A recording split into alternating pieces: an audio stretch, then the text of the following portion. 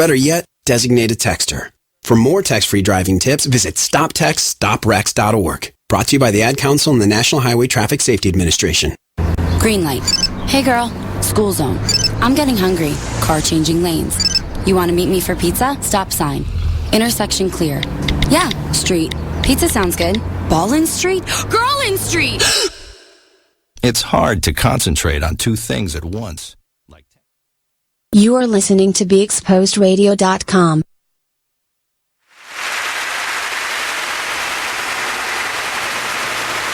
Hey everybody, welcome back to another episode of Now We're Talking, the live radio show that comes to you every Thursday from 7 to 9 p.m. Eastern Standard Time. I am your host, Mervin A. Bourne Jr., and this is Lolita E. Walker. I am back and I'm so excited to be with you guys. We had such an amazing weekend. Yes, we did. Yes, yes. So you should go ahead and take that for our guest. Make sure he is on his way. Yeah. And I will talk to you guys about everything that's been happening. I'm so excited. So last week I wasn't here, and actually for the past 3 weeks I haven't been here. I've just been enjoying the summertime. Thank God for Mervin, who is here to just ground us. But aside from that, I am back. And last weekend I was in Ohio with TEDx, and I'm so excited.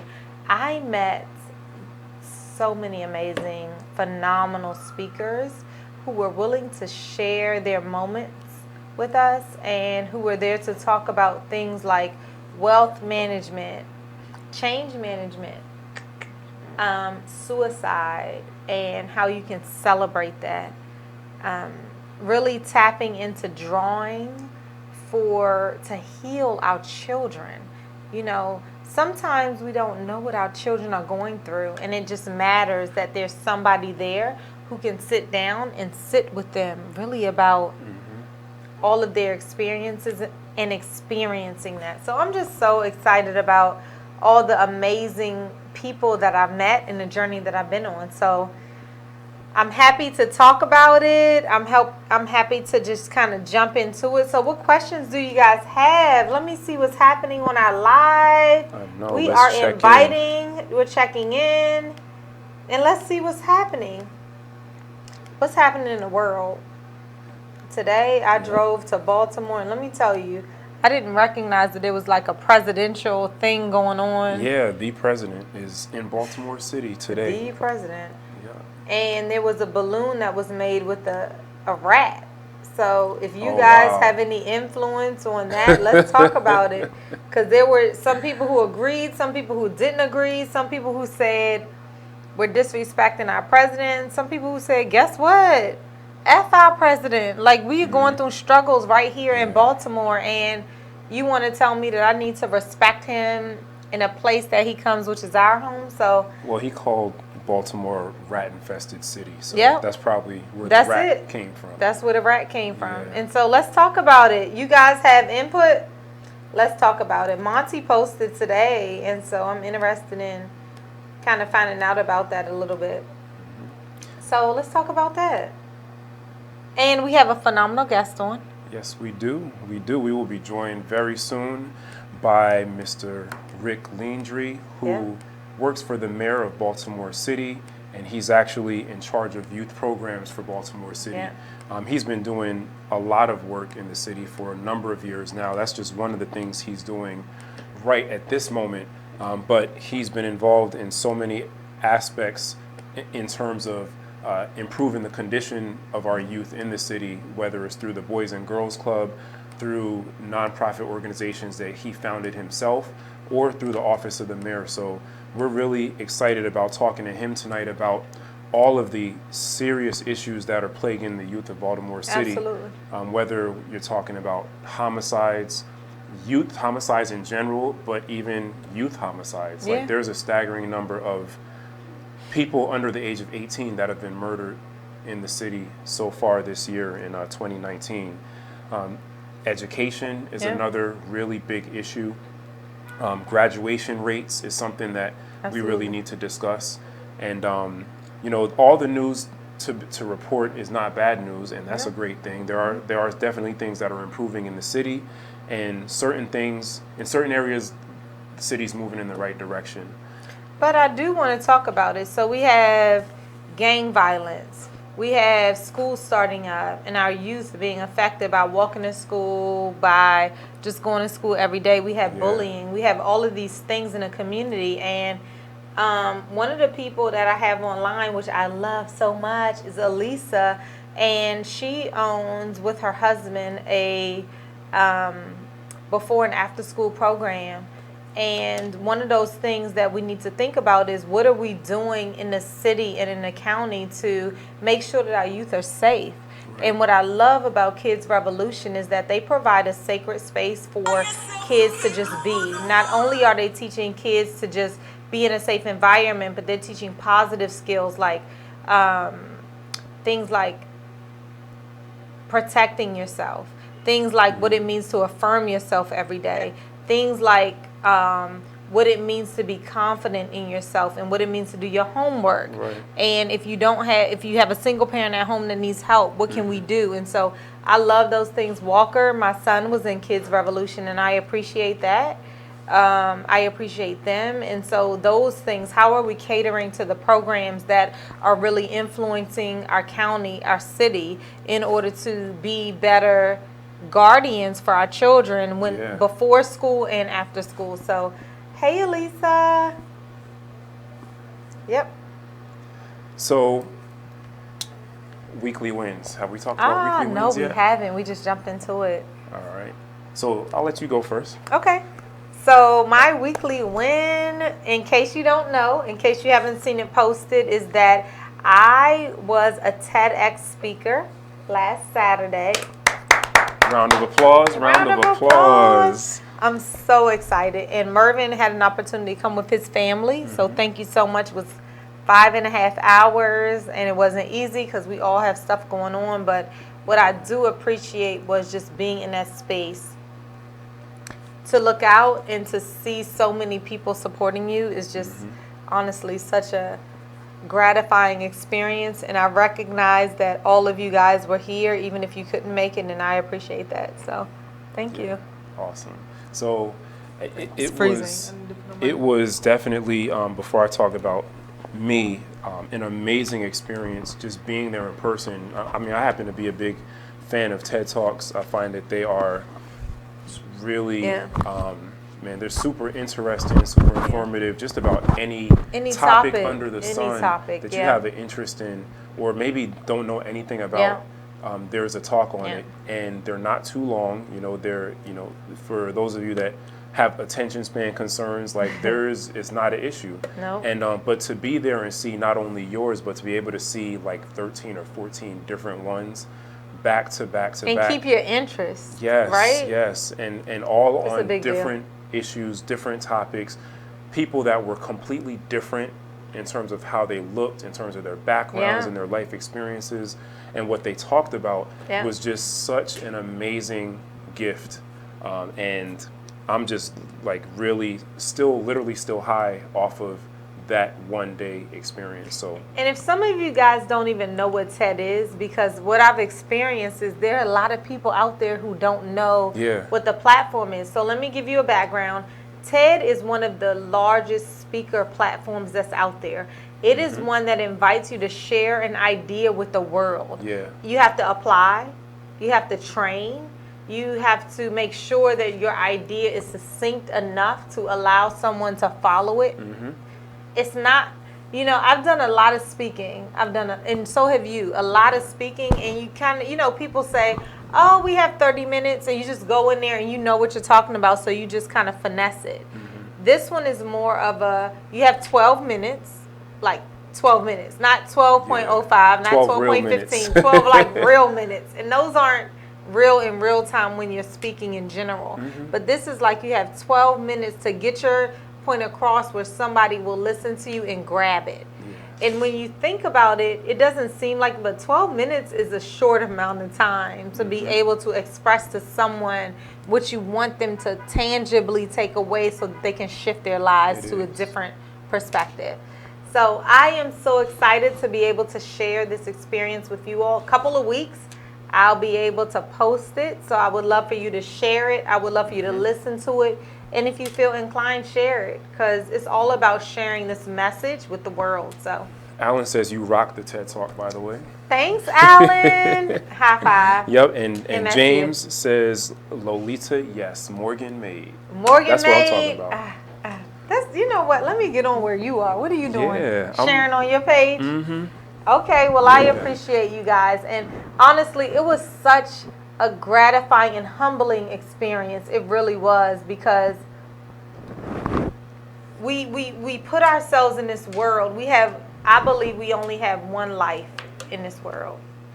And we only have 1 minute, but I just want to tell you, I believe that we're placed in this world for one single platform, and we got to find it. And for me, this is it. So what I loved, in addition to everything I've already said, what I also loved about the experience was being there for the beginning of the experience. Yeah. And understanding that it's a process. So when you turn on the television and you see your favorite actors or actresses on a television show, or you turn on a TED Talk and you see someone up there speaking and delivering their message that the world wasn't needs just to overnight. hear. It was not overnight. It's something that started with an idea and an application and a selection process, and then the writing and the rewriting and the rewriting and the people and the it took to bring, because you even gave input to my speech. And for that, it was kind of like, okay, I didn't know anybody was thinking about that way. So to be able to tailor your speech with people that you trust, and know that they have your best interest, we're all in. So when we come back, we're welcoming a new guest, and we are so excited to talk about Baltimore and what we are going to do to hold Baltimore accountable for our children. We'll be right back with Now We're Talking. Stay with us.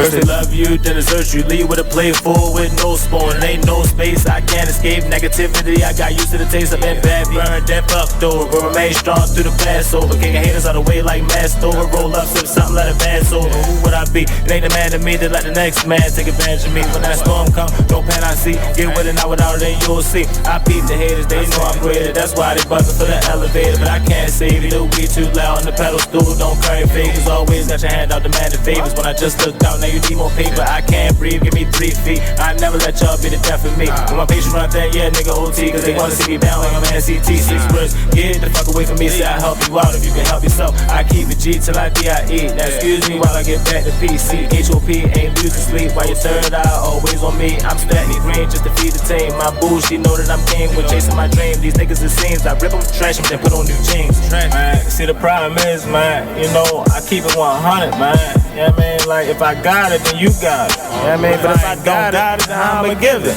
You feel me? But I definitely got you through the ride, man. Let's get it, yo. I'm really getting tired of ungrateful ass niggas. They really about to turn me to a hateful ass nigga. Like I was never there when you never had figures. Pull triggers for you niggas when you caught up in the trenches. Man, I really don't get it. I don't know what's going on, but I really don't feel it. Niggas really know that I've been there from the beginning. But the more I see niggas side switch, it make me wanna bring it closer to the end. And that's why I can't fuck around with these niggas. I'll fuck around with my hoes. Cause niggas acting like bitches and hoes acting like bros. Man, I swear I really don't get it. How people switch up they roles. First it was nothing but love, but nowadays I don't know. It seems like anything goes. Where can I go? Cause lately fucking with you, I just stand at a fork in the road. It's hurting my soul. When I'm around you, I shouldn't feel like I should stay on my toes. So where do we go from here? Get dough from here? Or are we gonna end it on the road right here? Cause either way, whether it's left or the right on my property, niggas gon' blow round here. Fuck cities up while we do shows round here. Keep our music up while we blow Joe round here. So, Jacqueline. Yes, Mom? I wanted to talk to you about something and... Oh, wait. Hold on. I just got a text. Oh, there's another one. Wow. Busy me. So anyway... Oh, wait, Mom. I just got a message. My friends keep commenting on my comment. Oh, there's another one. So many comments on my comment. Oh, I can't wait to watch TV tonight. Playoffs! Hey, guys, check out my new video game. Pew, pew. Wait. Mom, what? Huh? What? Hold What'd you say? Wait a second, what? This weekend, unplug. Take your family to the forest. There's nothing in the world like experiencing nature firsthand. Trees, paths, bluebirds, streams. Getting closer to nature can get you closer to your family. To find the forest nearest you, go to discovertheforest.org. Brought to you by the U.S. Forest Service and the Ad Council. Artist Exchange Radio Show every Friday, 7 p.m. to 9 p.m. Every Saturday, 12 p.m. to 2 p.m. Real artist, real talk, real live on BeExposedRadio.com. I was meeting with a friend yesterday, and I've gotten to the point where don't ask me a question because the truth is going to come out. And exactly. Just don't do it. If you ain't looking for the truth, don't come to me. Don't do it because I can't hold my tongue. And she wants to be this stylist, boutique, but you're not doing anything in that nature. And I can't take you seriously if you're not doing those things. And I understood why people didn't take me seriously because I found myself in somebody else's lane. I was good at what I was doing and what I wanted to be, but I wasn't doing it for me. So how can I ask you to take me seriously if I'm living in somebody else's shoes? And nobody can do what you do. And I think that that's a big problem that people face now. Like, you see what somebody else is doing and you want to do that when that's not your lane. You are listening to BeExposedRadio.com.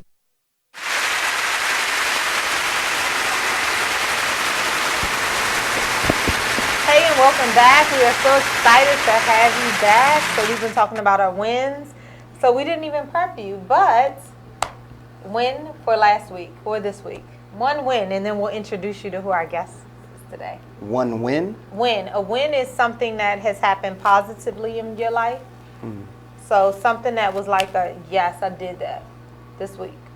I ran 3 miles yesterday morning instead of 2. That's what I'm talking about. Damn. Yeah, that's what I'm talking about. That's how we get started. So we love it. Yeah, you got to celebrate the wins you have every day, every week. And you can't always wait for, when you get to the top of the mountain. It's every step. Every single step. It's every individual step that gets you to the top of the mountain. So we do that every week here. We talk about our weekly wins to get the show started. So welcome. Welcome to the show.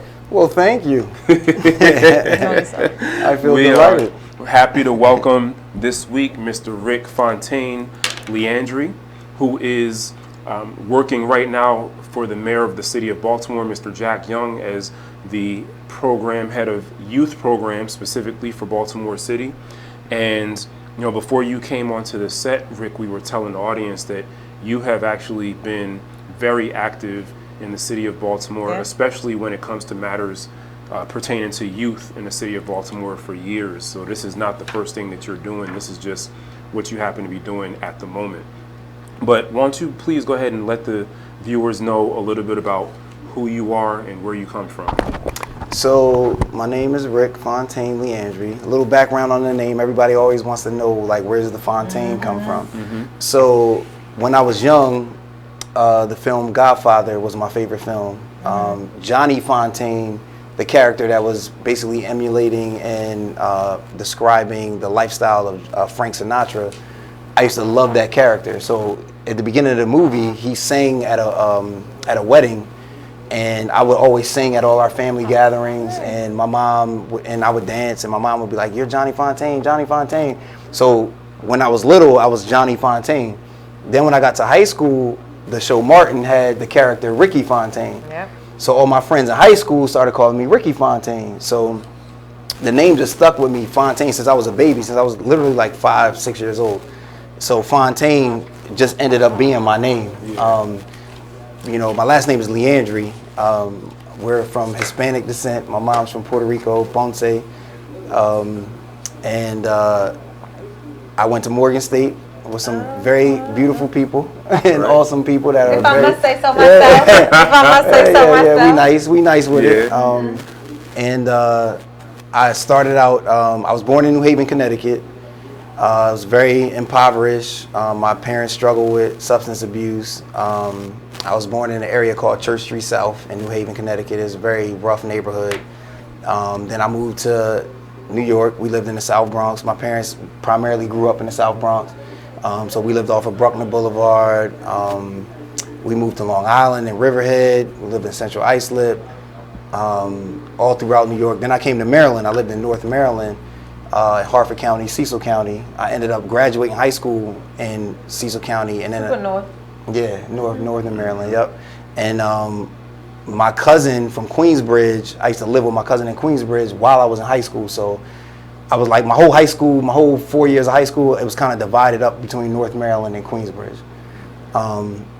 So that's pretty much my background. Then I came here to Baltimore, and I've been in Baltimore pretty much like the last 18 out of 20 years. I moved to LA. I used to write films. I wrote a film called Exit Strategy that had Kevin Hart in it. I wrote the original screenplay, and then our partners developed it into the full-length feature film. So I did that in LA. I used to model, I used to act. But I always had this desire to help young black men be successful. And I kind of knew what it took, because I felt like, I mean, even to this day, I feel like I'm semi-successful for what I've been through. So we'll get into that, throughout the interview. But I know there's a formula to helping a young black man. There is a formula. Like we're all over the place. We have variables. We have a lot of things that every black man is not the same. Every black child is not the same. But there is a formula for success for us. You understand? So I kind of understand that, because I went through that formula from what was my truth and my worst demons, and I overcame them. Both parents on drugs, living in poverty, eating at shelters, living in shelters. I've done that. Played around in the street, been to jail, been out of jail. I've done those things, and those are things that, as a young black man, it's like our rites of passage. We don't even realize the damage or the trauma that it affects us. So or how you can shift to being the better you. There you go. So I'm gonna jump in, because I have a 7-year-old son. Okay. And I'm a single mom, and one of the things that I want to talk about tonight is how you go from where you've been to where you want to go. And I'm a certified life and executive coach, but one of the big things that I want to talk about is, as a black male who has been in the situations that you have been in. So you've been impoverished, you've been around drugs, you've been around everything that Baltimore City is known to have, and that we see our youngsters have. How do we get our young people into an environment where they're not following, but instead they're leading into an environment that is where they want to go, but they don't even know where they want to go? So I have a 7-year-old who wants to be a cool kid. Thank God he's in bed, because he wouldn't appreciate me saying this. But what I see that's different than me is that I was the cool kid that wanted to do work. But he's the cool kid that wants to be like everybody else, because he feels like he's not all the way there yet, or there's something that's lacking. So when we get back after our break, I really would love to dive into, what is it that as a youth got you into trouble? Number one, what is it that you were following that got you into that trouble? What were you lacking? And then what is it that you did in order to move forward? And later on, we'll get into the show about what you're doing now. Perfect. Let's do it. Make sense? Yep. All right. When we're back, now we're talking. Now we're talking.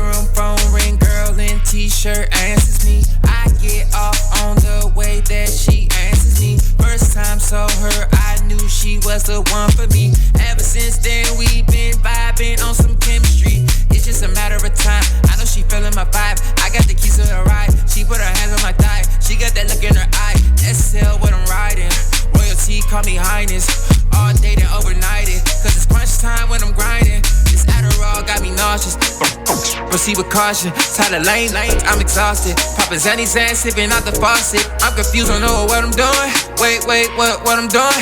Got me going, where the f I'm going? Out of space, where I'm f going?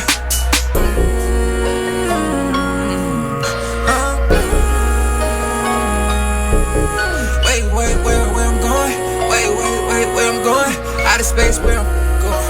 Out of space, where I'm going? I'll be up in the way. I'll be up in the way. I'll be up in the way. I'll be up in the way. Running on my face. Gucci guilty on my face. I'll be up in the way.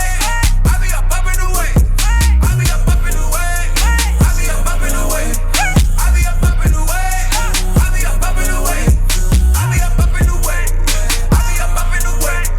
I'll be up in the way. I'll be up in the way.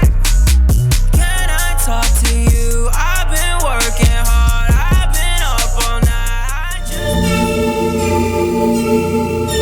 Like the one thing you always gotta remember is people gonna try to project their insecurities onto you. But you can't listen to what them niggas saying. You gotta get out here and do your shit regardless. You gonna do what you love for the rest of your life anyway. So why not turn that shit into something? Be a man of everything you say. Shit bigger than me. You are listening to BeExposedRadio.com.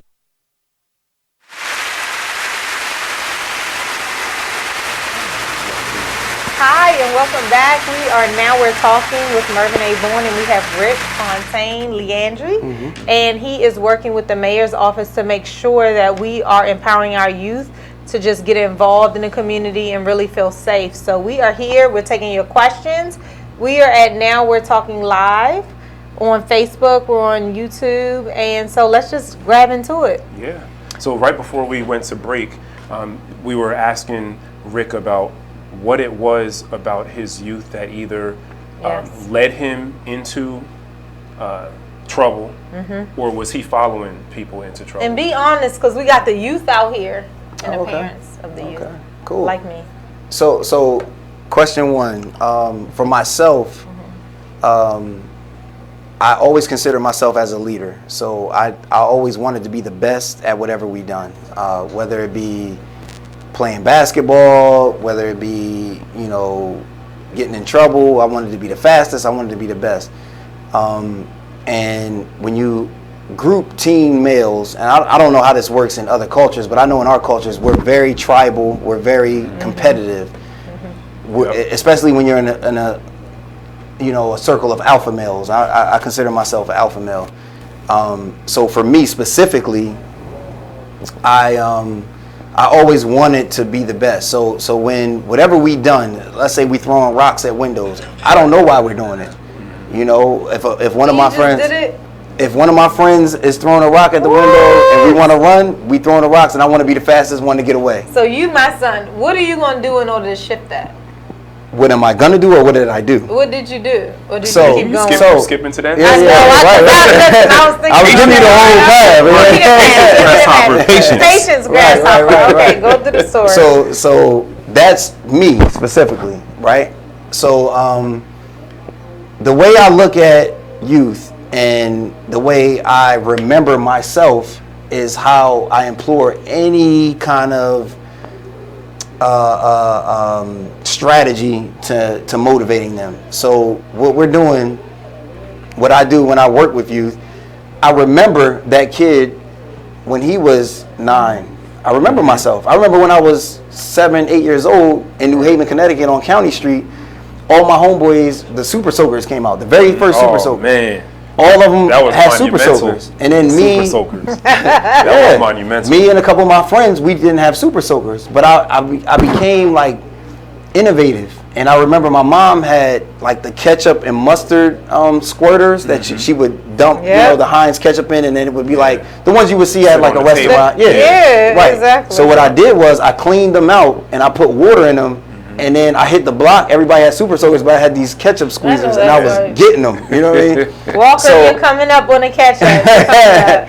So I share that story to say, like, for me specifically, and what I try to share with young boys is, you have to be innovative. You're gonna be amongst our peers, especially if you're competitive like me, Or if you're not, even if you just want to follow, you just want to be a part of something. If you want to be a part of the crew, you want to be a part of the team, you don't want to get made fun of. Right. Yeah. You have to do what everyone is doing. But you can do it at a level where I'm still educated. I'm still smart. I understand better. My mom taught me better. My father taught me better. My aunt taught me, my grandmother, whatever. I know better. So when you involve yourself with these activities, you still can move into a, I wouldn't even say positive direction, but you can move into a less circumstantial negative outcome perspective. But it's hard when you're in it. Mm-hmm. I mean, I even look at my son, and we do an affirmation. Well, first of all, Sandra is saying don't touch the microphone. I know I tapped it by accident. Yeah, I know we're all doing something, but just a heads up. Thank you, Sandra. But one of the things I would say is that young people are very different than we didn't have social media. Correct. Thank you, Jesus. I say it all the time. But what I will say is they didn't have the pressure, like we didn't have the pressures that they have. So they walk into life. I do an affirmation with my son every day because it's so important to me to teach intention and to teach that you have a mind of your own. You don't need to follow anybody, because for me, God is there and he is over your life. He's guiding it. But for him, it's like, but these are all the people that the cool kids are flocking toward, and they're not flocking towards me. Correct. So let me stop you right here. Do? So for starters, you're a beautiful black woman. I see your intention. You really want the best for your son. He can't get that from you. He's got to get it from a man, intentionally or unintentionally. We can have this all day. So yeah, we're gonna do it. So what? My mom, even though she struggled with substance abuse, even though my father suffered, I still pulled stuff from my mother. My mother's smart as hell. Like when I was in New York, she made me memorize all the routes of the buses and the train stations. Absolutely. Like my mother taught me so much. And what people don't realize with little youth, I would say 7 and under, 7 through 4. And this is all, I mean, I can't give you the statistics, but I've studied this. 7 is the pivotal age. Yeah, I studied this research. You learn through relationships and love. So my son right now, I have a son that's 4. He loves me. He trusts me. He believes everything I do. He wants to walk like me. He wants to talk like me. We have our own handshake. He does everything just like me. He wants to be like me. But once he becomes 7, 8, 9, he starts learning from the atmosphere and the environment. And then when he becomes a teen, he learns from his peers completely in the environment. Now I'm completely detached from my son, but he'll carry everything him and myself and his mother had put in him. Unless you could shift into a mentorship role. Correct, and that's exactly what I was going to say. So because that's where I was going. The key is, and I'm not taking nothing away from a black woman. My mother put great things in me. I love reading because of my mother. I rearrange things all the time because of my mother, and I resort them just to realize what is in my environment. Like my mother taught me a lot. And not for nothing, my aunt who took me in Maryland, she's very disciplined, structured. So I have a lot of OCD because of my aunt. So these women were pivotal in my life. Like my mom and my aunt, I mean, I can't take nothing away from them. However, the men in my life had way more impact, and they still to this day, they text me, they pour into me, they give me love, they give me support, they give me comfort. But it's these men that I watch vicariously on TV, on social media now, and these are the men that I emulate. These are the men that, empower me to make me feel like, oh, I can do that.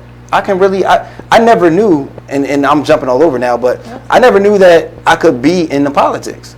You understand? Like I come from poverty. I come from substance abuse. I come from struggle and shelters and eating at shelters with dirty people with lice and fleas and ticks, you understand? And now I'm in City Hall with Mayor Jack Young, who's an awesome mayor, who comes from the bottom as well, and we understand our culture, we understand our people. So I never knew that was possible. Well, that's because a lot of times we grow up thinking, being taught, being educated to think that great things, the things like being in politics, like being successful, like living your dreams, those are for other people. Right. They're not supposed to be for us. So if you come up like that, then you either hopefully get re-educated from the miseducation, or unfortunately some people never do. And they live their whole lives believing that that potential that they could reach, those things that they could attain are for other people. So I mean, I think that's like when you said you didn't think you could be in politics, like that really resonated with me, because I felt like it wasn't until I was older that I realized that specifically I could do whatever I felt like doing. Yes. So let me say this, as the woman on the panel right here, what I will say that is I grew up with a dual family structure. I grew up with a strong male from Jamaica who got his GED when he got here, who didn't get his high school education when he was working on the farms of Jamaica, but came to the United States in order to get it. So what he instilled upon me was strength, honor, faith, all of those things that make me the strong woman that I am today, and my brother the strong man that he is today. But what I will say is that very different is I am a single mother, so I was married. I am divorced, which honestly was one of the first in my family. What I will say is that sometimes you are where you are. And what I tell women is you are where you are. So what we're not going to do is talk about why we're not where we thought we were going to be. And where we are is where we are. And what we're going to do is surround ourselves with our community who are able to build our young males that we want. I'm a woman, absolutely. And I get that a male needs a man. But sometimes the men that are in your circle are not the men that you want your son to be associated with. So you got to find the man that you want. So absolutely. Find the man that you want. Yep, absolutely. exactly. And what I will say is that we create a new circle. And so for me, as a woman, what I'm hearing from you and what I'm dissecting in my own little piece into my own little puzzle is that, yes, I want males to be around. So Mervin's around my son when I take him over, or another man is around my son when I take him over. Even his father is around him when I take him over, my cousins.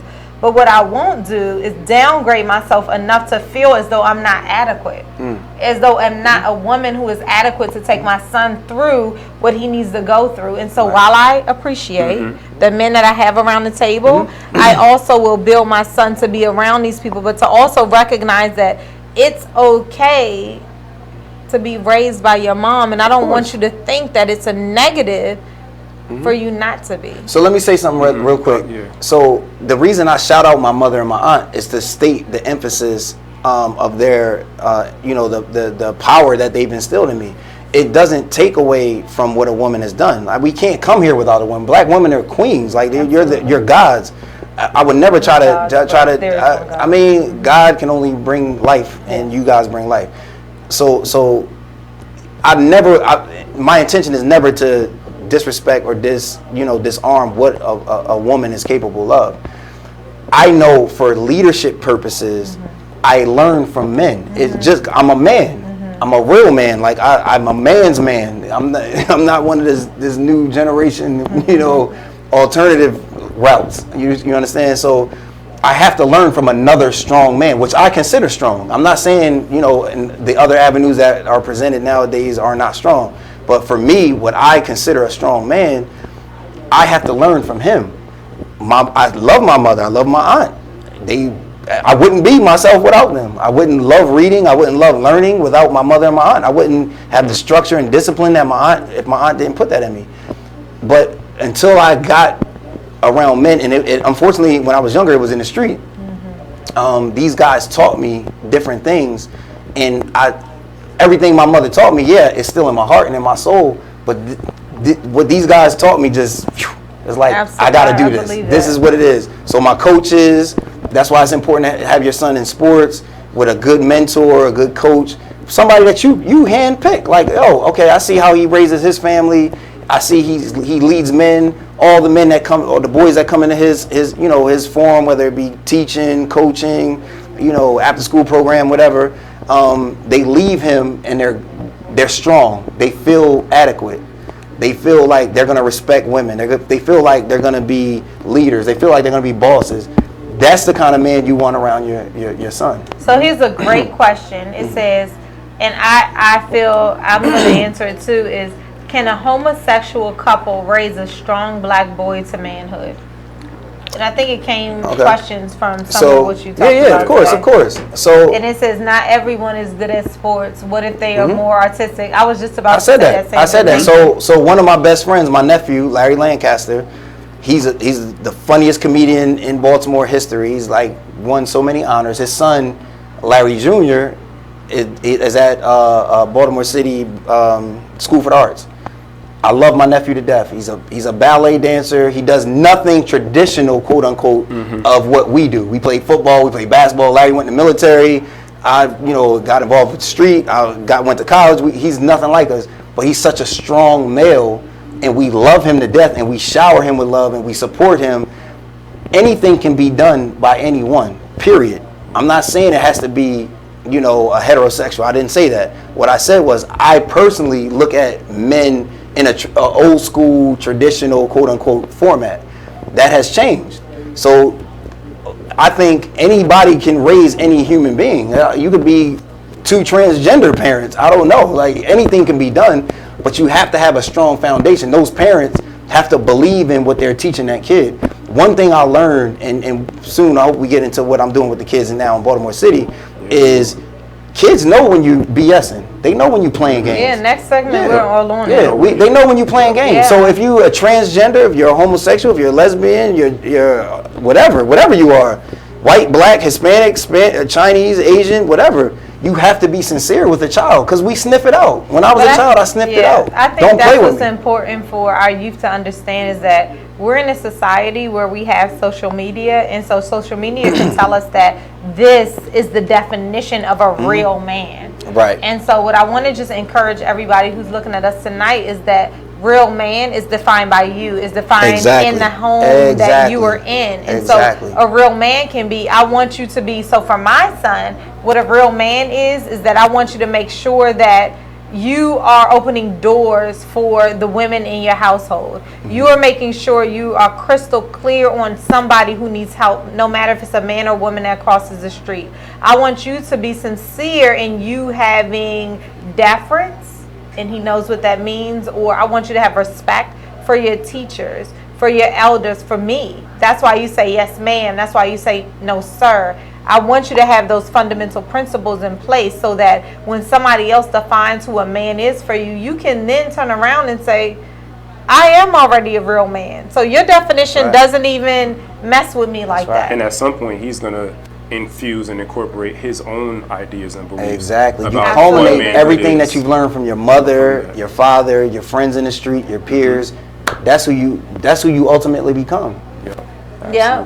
I love it. So we're not even on a break, but Sandra wrote and said, if you're not your authentic self, children know, hands down. Absolutely. So we only have a minute to go before our break, but when we do come back, we're going to start talking about what you're doing in the city. Perfect. Because we have some of the things, and we'll retouch on this when we come back, is that we have gangs.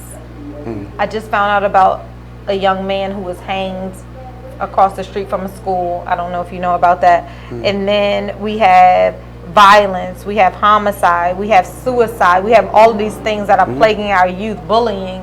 So what are we doing in the city in order to kind of address some of those? We're attacking all of it. I love it. We at it. You got me. I'm in the forefront. That's what I'm talking about. Bam. I want all the smoke. All the smoke. When we come back, we'll be right back with Now We're Talking. Stay with us. We got a lot more heat for you. Where that came from. Right back. I love it. Now We're Talking.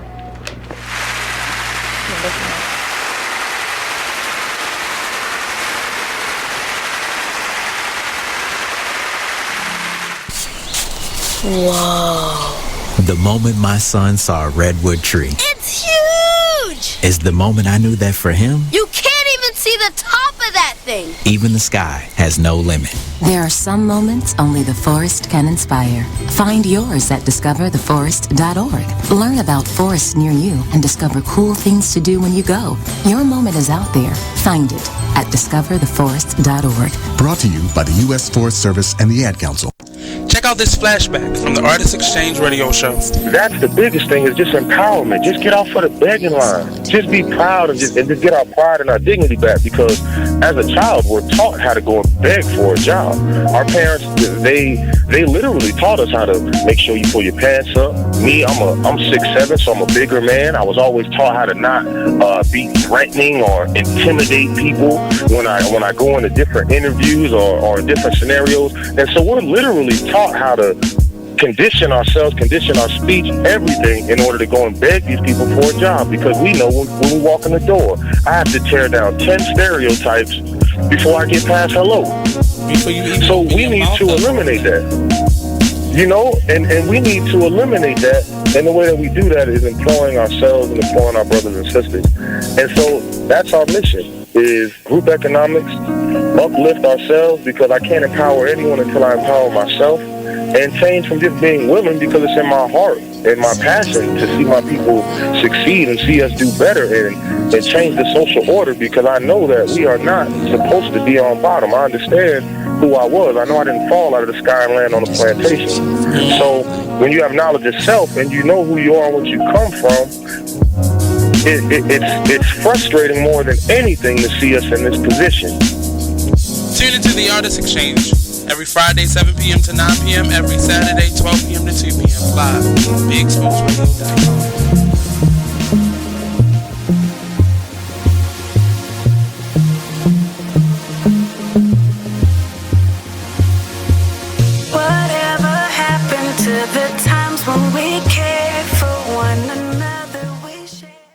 You are listening to BeExposedRadio.com.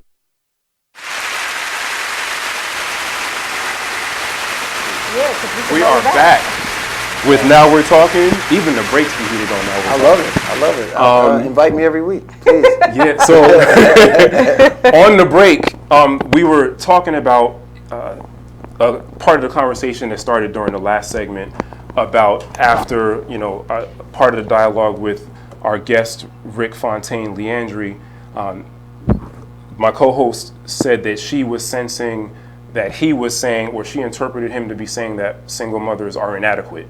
And we had a light debate about how that's a perception and not a reality, and that it's not a matter for single mothers of inadequacy at all. It's just a matter of differences between masculine energy and feminine energy. And I encourage and implore single mothers not to misinterpret the fact that you don't exude masculine energy as an inadequacy, because it's not an inadequacy. You are made and born to be mothers, and that is a blessing and that is a beautiful thing. It's not an inadequacy that you are not a father. Just like me as a man, I am a father. It's not an inadequacy that I'm not my kid's mom. Yeah, so let's just push past all the nonsense. And let's talk about exactly what was said at the last segment. So what I said outside of all of the discussion was, when Rick was talking about a man and how a man should be inside of a person's life, and I mentioned that I was a single mom, what I felt, he did not say the words inadequacy, but what I pulled from what it was that he was saying was inadequacy. Right, wrong, and indifference, what I pulled is that what we need to say is exactly what we feel. So that's what we talked about at the break, is that I am a woman, I am a single mom, and so what you won't do is make me feel as though how I'm raising my son is inadequate to what society believes is how a male should be brought up. What I do agree on is a male should be in a male's life in order to demonstrate what a male's role is in society, right, wrong, and indifferent. I do agree with that. So what we talked about at the break, without all the extra words, was I won't be made to feel as though I am inadequate for raising a son as a single mother. That's what we talked about. So right on in. Let me jump in on that. Absolutely. So what you didn't extract from my story is I told you I was raised by a single mom. I heard that like 50,000 times. No, I heard it. And then I heard what you built upon that. I did. I heard it, and I gave you a high five. I gave you a pound. I would never be who I am without my mother and my aunt. I heard it. Just to be clear, you actually barely said anything about your father. I actually know way more about your mom and your aunt than your dad. I gave you a pound. I don't know what else I was supposed to do. I gave you a pound. I acknowledged it. And I said, I don't know. I don't know if you say something about Where are my ladies tonight? Where are my ladies It might tonight? be taken the wrong way. It's not taken the wrong way. So say what you mean, Rick. So I love it. So no, and that's what, like, my dad taught me things too as I was young. My dad gave me my hustle. My dad's from the Bronx. He from Uptown. Anybody who knows Harlem guys, they fast, they slick.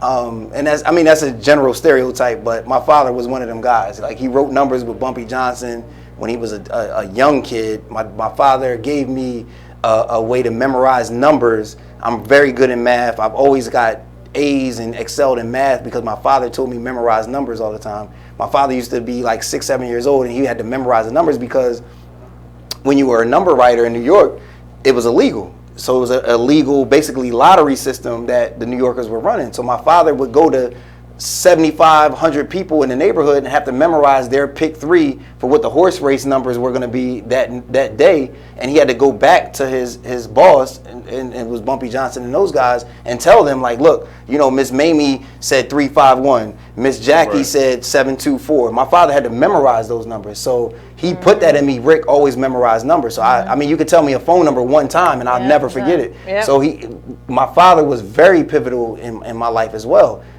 And like I said, my mother made me memorize the trains, the buses from New Haven to Connecticut, to New Haven to New York. My mother made me read all the time. It takes both, and I think a lot of that is missing, of course, in our community. However, what I was saying earlier is when you become a certain age, all of that is thrown out the window. You learn from your peers, you learn from your environment. So my father taught me some great things. My mother and my aunt taught me great things. But when I was in the street with certain dudes, they were my mother and father. They were teaching me how to survive. They were teaching me how to get money. They were teaching me, you know, how to excel, how to be better, how to look clean, how to impress women, how to talk to women. My father didn't sit me down and be like, okay, son, talk to this woman like this. My mother and my aunt never sat me down and said, you should open doors as you just said, or you should do this. My homeboys in the street was like, yo, if you want that, like, you got to go at her and exude confidence. You got to say, yo, hey, what's your name? I'll take you out. Here's my number. And back then we had pagers. Here's my beeper number. You know what I mean? So those guys taught me how to talk to women. My father didn't teach me that. It ain't AO. Okay, but I mean, you know, now it's not. I'm a little older, but when I was 15, it worked.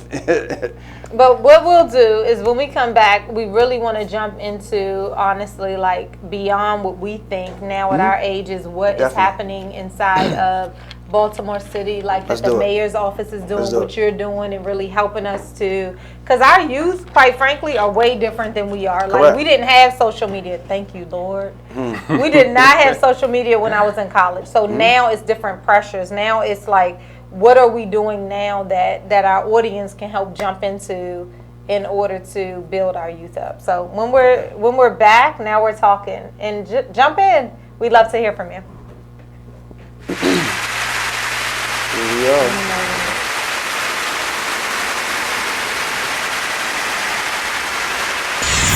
We're rewarding you for something you already do, listening to us. It's Radio Loyalty, and it's an easy way for you to get free stuff. All you do is sign up. Go ahead and click the banner now. You'll earn points as you listen. Points you can trade in for great products and services in the Radio Loyalty store. You can earn even more points when you share your favorite station with friends on Facebook and Twitter. Radio Loyalty. It's free to sign up, so click the banner to join now. The Exposed Radio.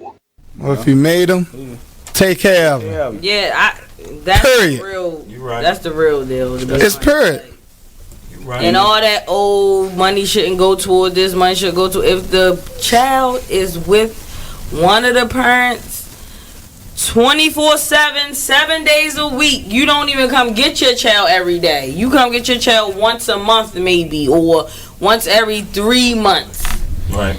You cannot dictate where that money goes, especially if the child ain't calling you about nothing. Now, if the child calling you every week, then you can question about where the child support is going. But if every time you pick up the child, they look nice, they ain't complaining about nothing, why are you worrying about where the money go at? It is what it is. Radio. Long live Pop. Y'all can go ahead and cry now. I'ma show these niggas what to do with one of your beats, man.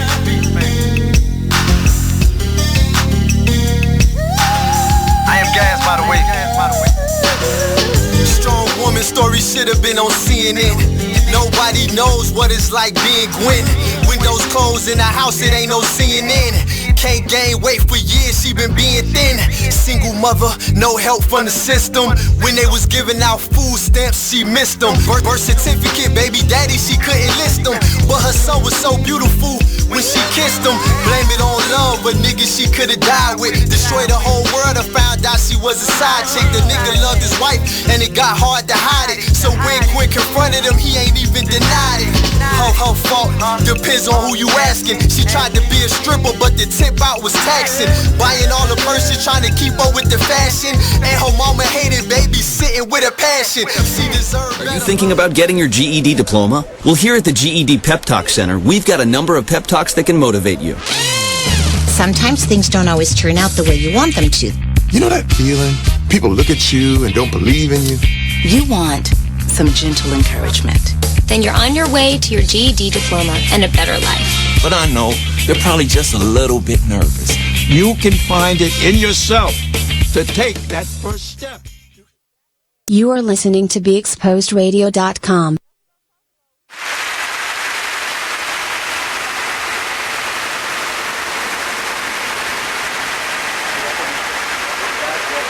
Welcome back to Now We're Talking. You a real mom.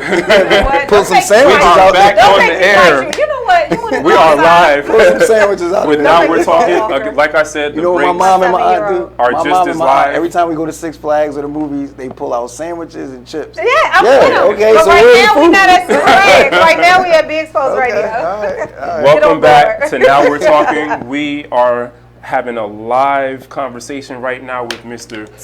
Rick Fontaine, Leandry. We didn't meet before we got here tonight. Yeah, who's from the mayor's office, city of Baltimore. He's bringing us food next time. Head of youth programs. I gotta bring something. Yeah, hooking it up.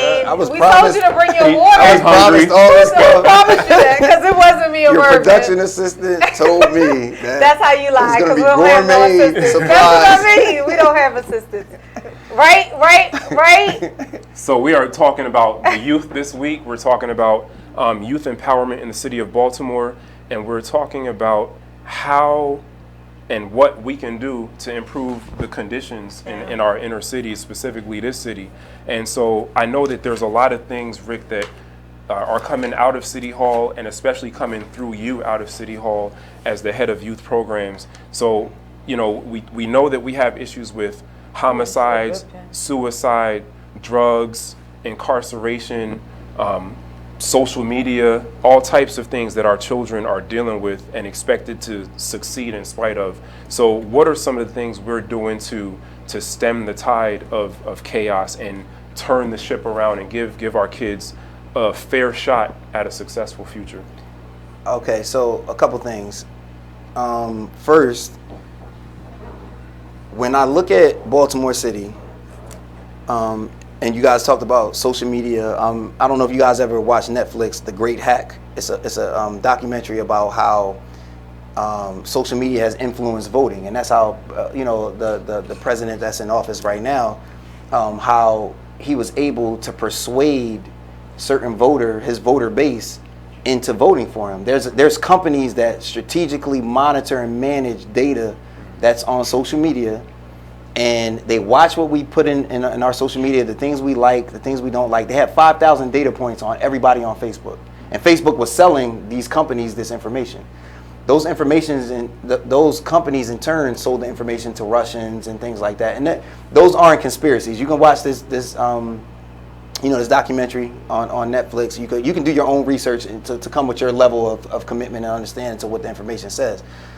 When I say that because social media is so influential to, even you said, like who the cool kids are, what everybody's doing. We have influencers. Yeah. Influencers influence people who can't make decisions for themselves. So if I'm a sheep, and not saying that's a negative thing, if I'm a follower, and not saying that's a negative thing, but if I look for something and somebody can influence me to go in that direction of the thing that I'm looking for, that's dangerous. So we have our voting is controlled by that. The Popeyes chicken sandwich that everybody was just going, that was all influence. That was just influence. I see it, so I get flooded with these images and these memes and these jokes and these comments. Right. So now it's like it's anything you do. That's why the military believes in discipline and doing things repetitive. What you do most, you do best.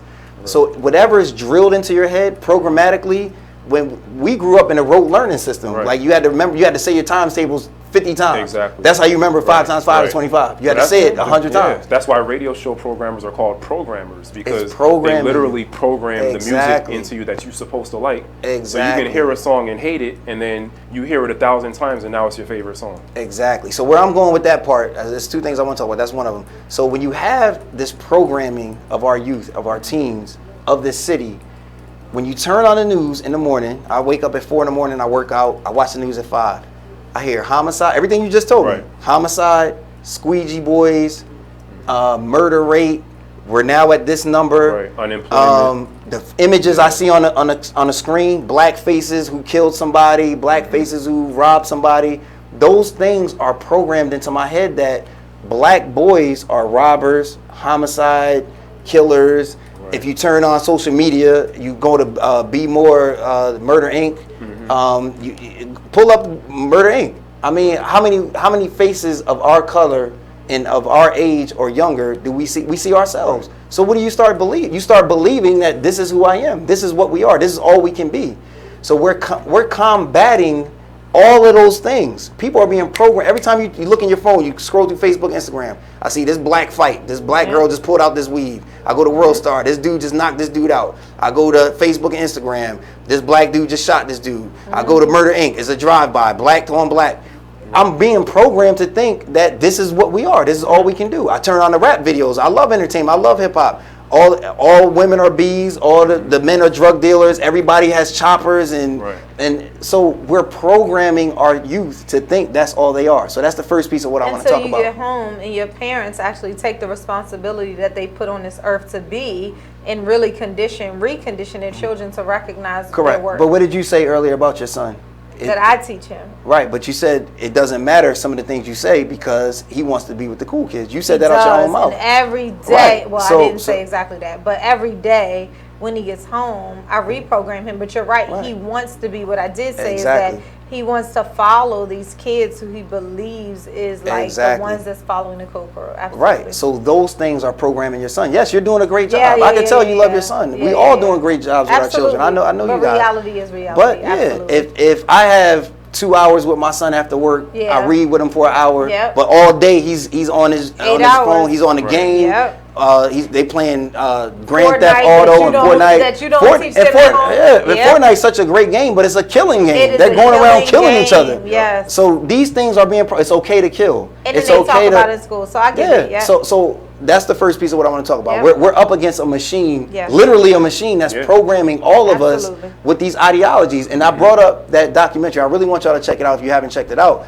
Is because we have such a strong black power base right now. Everybody's pro-black. Not every single body, but all of us we're cultured now. You know, we don't believe in colonizers. You know, we stick together. We doing all of these things, but a lot of this started from Russians implanting memes in our social media feeds because they saw that we were divided. So we thinking like, oh, I'm going to this Black Lives Matter rally. They don't know that some dude in Moscow sent that meme out that motivated us because they wanted to divide America.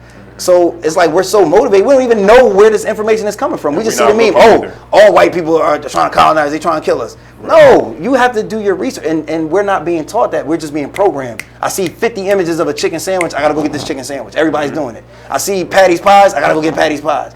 So those things are being programmed into us. So that's the machine we're up against. And in Baltimore City, it's a very strong base of youth that are not in school. So all of their education is coming from social media or the street. Okay?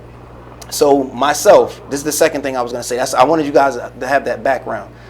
The thing about myself is when I work with youth, I don't judge them. A thing that all of us do, even as parents, I want my son to be the best. I say this to his mother every day. I say it to my son, you're the best.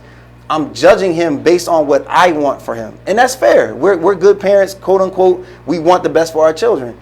We don't know what he's going through. We don't know what he's facing.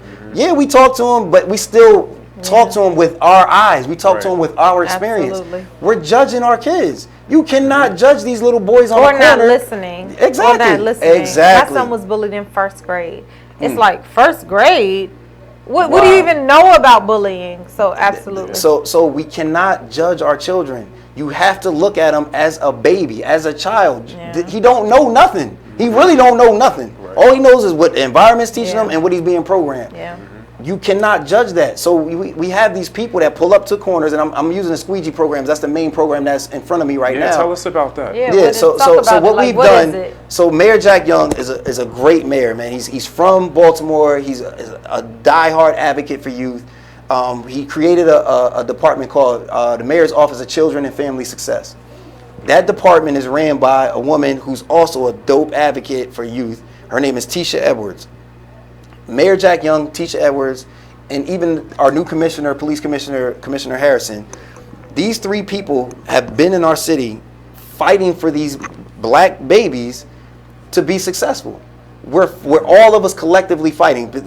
These type of conversations are not being promoted on social media or on the news.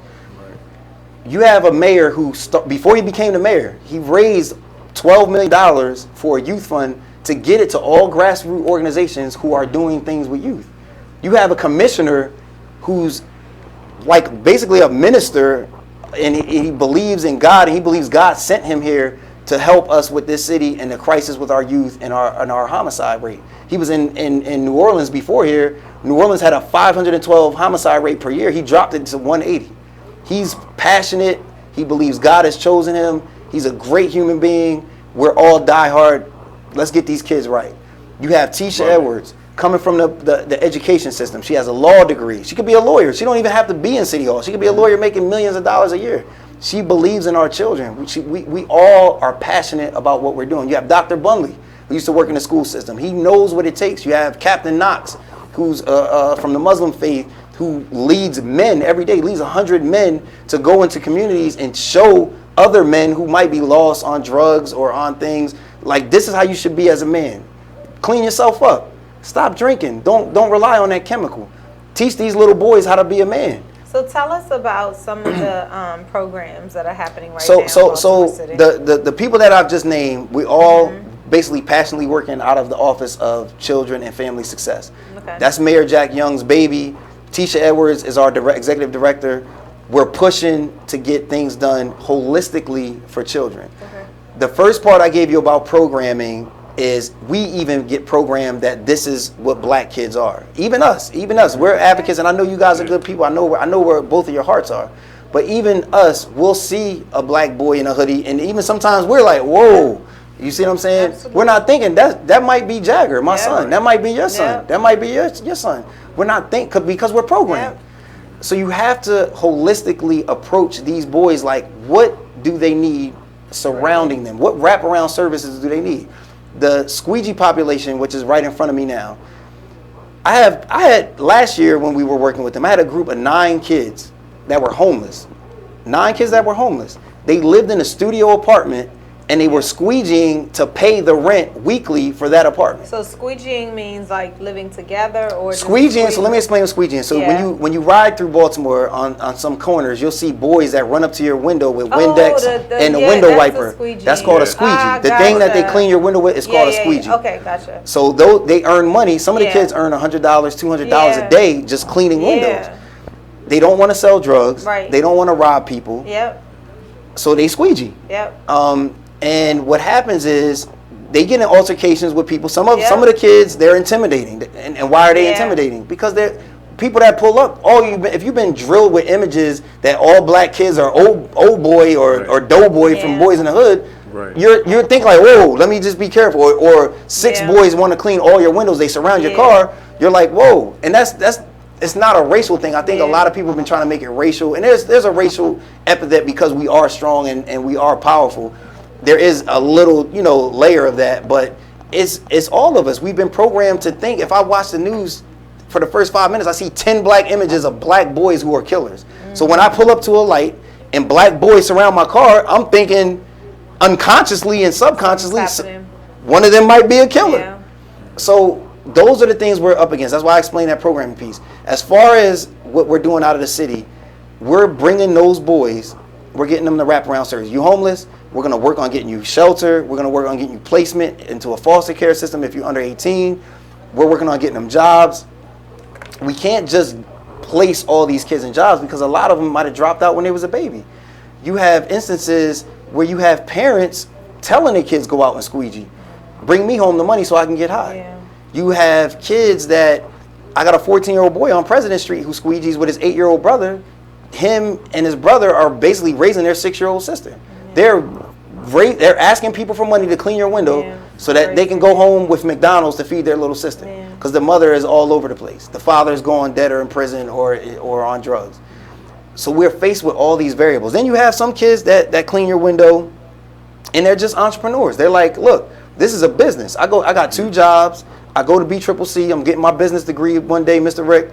But I need this extra $50. This is going to pay for my books at school. This is going to pay for my bus pass. This is going to pay for my sneakers so I don't look dirty when I go to BCCC. So what can people do in order to help? That's watching them right now and they don't know what to do. So we have a website. It's BeMoreChildren.com, www.BeMoreChildren.com. It's the Mayor's Office of Children and Family Success. Just log in. We're trying to raise funds. We still have to get approved through legal to solicit for funds. But we're trying to raise money and create a universal year-round Youth Works program. So Baltimore has a summer Youth Works program, and I'll go into that real quick. The Youth Works program is summer work. When we come back, you'll talk the details, but give us an overview. Okay, just real quick. It's summer work, summer jobs for kids, teens 14 through 21. And what happens is you apply, and in Baltimore, we had 14,000 kids that applied. Only 8,000 kids got jobs. Wow. So you have 57% of the kids who apply for summer work. These kids want to work. They want to work. Only 57% of them. And now they got to figure out how to eat. So now they got to figure out how to eat for the summer. Gotcha. So when we're back, we're going to talk in more details, figure out how everybody can help who is watching, who might not be here in Baltimore but want to help, and who might be here in Baltimore who want to help. So when we're back, now we're talking.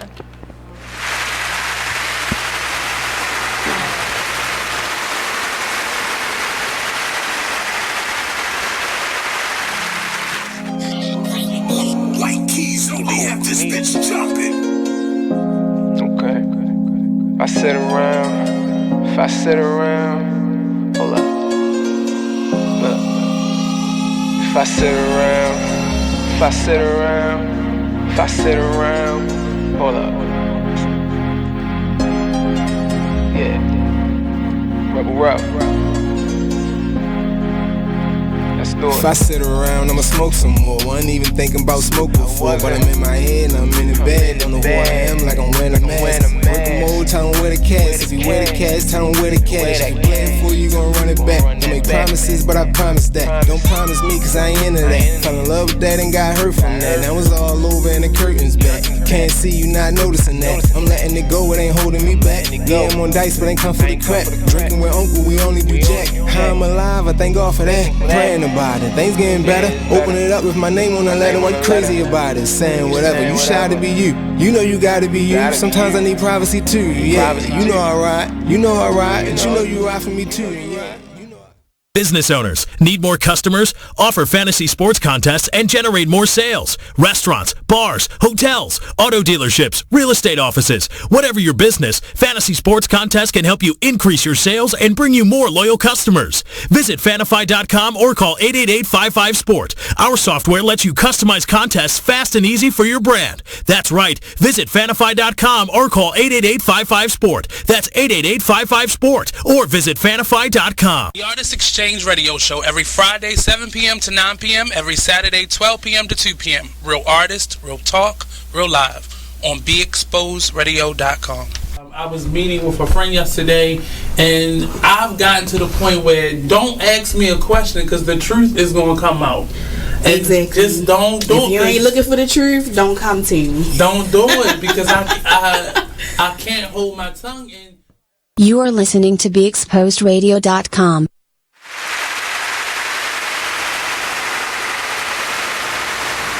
Welcome back.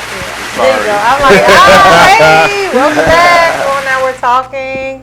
Mervin A. Bourne Jr. and Lolita E. Walker, where we air every Thursday from 7 to 9 p.m. Eastern Standard Time with another amazing topic every week.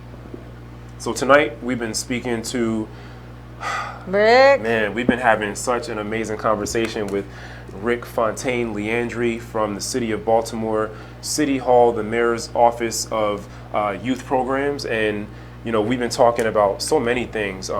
We're about to talk about what people can do to help, but we were talking about some of the initiatives coming out of the Mayor's Office to address all of the issues and problems that face the City of Baltimore, but specifically the youth. And so often you turn on the television, you read the newspaper, you scroll through your timeline, you're bombarded with all of the problems, all of the ills of the city, you know, all of the negative things and stereotypes of the city. But there are actually people with boots on the ground in their offices, putting together programs and initiatives and doing things on a face-to-face basis with our kids every day to make positive changes and positive impact on the city. And we're fortunate to have one of them sitting right here with us tonight. So if we can, you know, keep the conversation moving, I think you were about to tell us about some specific initiatives, some additional specific initiatives the city's doing, and then let's segue into what people can do that recognize there's a problem and they want to do something to help right now. What can they do? Okay, great. So the main initiative, the main initiative for the mayor is getting these homicides down. Yes. That's number one. We gotta stop having black boys kill black boys. We gotta stop having people kill people. We gotta stop these mass shootings. That's for starters. That's the mayor's main intention, and the commissioner. We have to get these homicides down.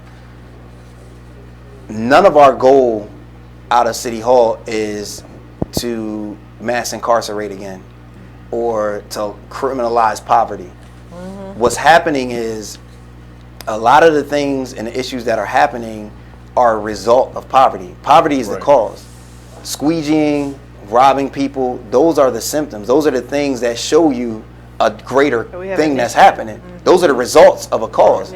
If these children had jobs, most of the homicides this summer were kids. A kid told me that. A 17-year-old boy said, Mr. Rick, most of the homicides this summer, if you pay attention, it was all teenagers. 18, 19, 17, 16. Why was that? Because only 57% of them had jobs. Only 60% of them have parents in the home, a single parent. So those ills we're facing. What the Office of Children and Family Success, what we're doing is holistically attacking all those poverty-stricken issues that cause a child to go out into the street and make a choice of how I'm going to eat today. I'd love to see the reasons on the side note. Yeah, definitely. So what we're doing is, as I said earlier, is if you're homeless, we're trying to find your home. If you're not in school, I'm taking you to school. I just took 2 boys to the GED class this morning.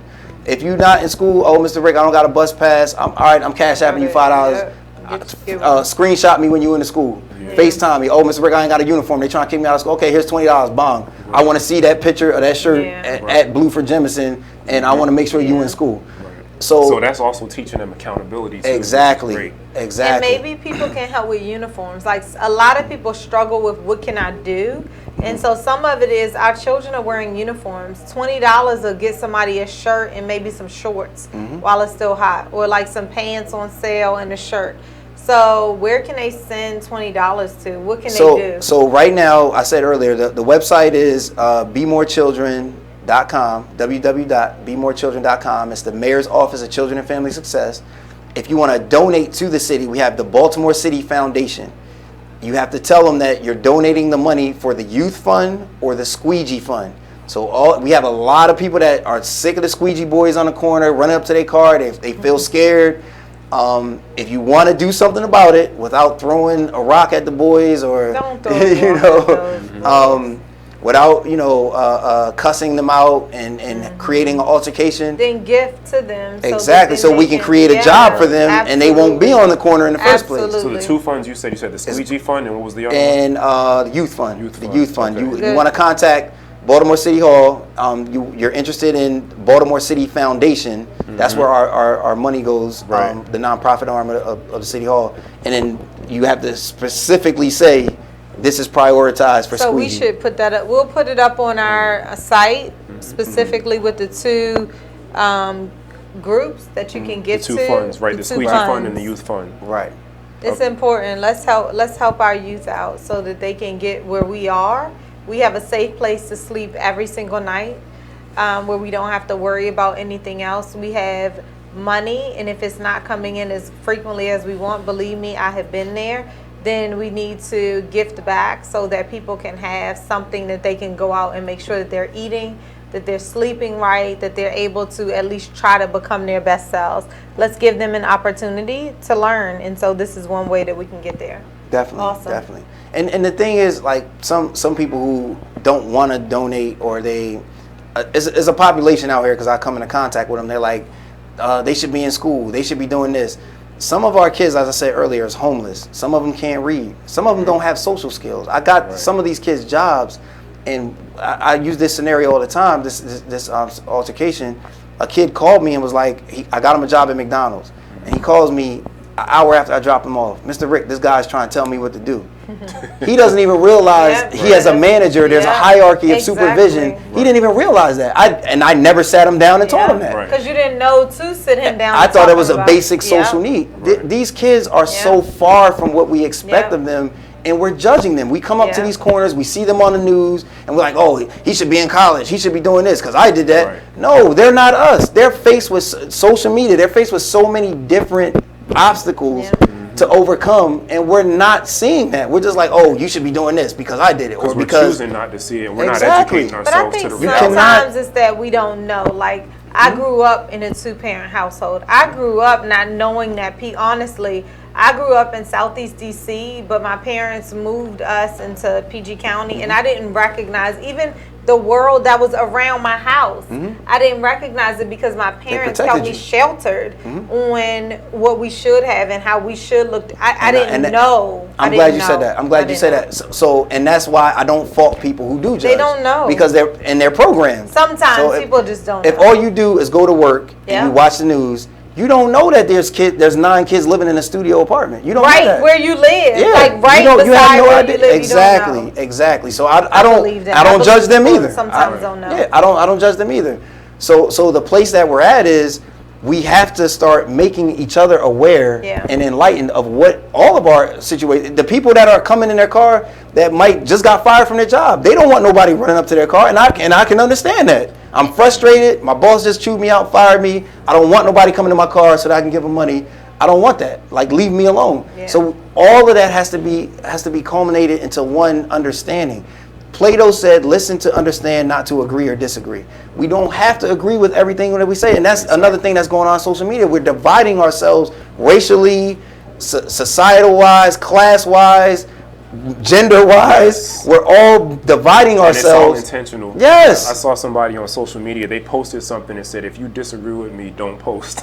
Right. And I was like, that's a perfect embodiment of the problem. Yes. Just because I disagree with you don't mean I don't love you. Right. I love you. Like, exactly. I literally. I want to talk about yes. it. Like, let's air it out. Right. Teach me what I don't understand. And no idea that can't be challenged or scrutinized is an idea worth keeping. Exactly. So when we're back, because we're having an amazing discussion, is when we're back, we are just going to get into some lasting facts about what we talked about tonight. And we got to get into the formula for success. Formula for success. We got to do it. So when we're back, now we're talking, write down your questions so we could, I look at Rick. I don't know what that means. Hey, carte blanche. I look at Rick is what she said. So maybe you look great. Take it. I look at you too, carte blanche. JJ said hi, Dad.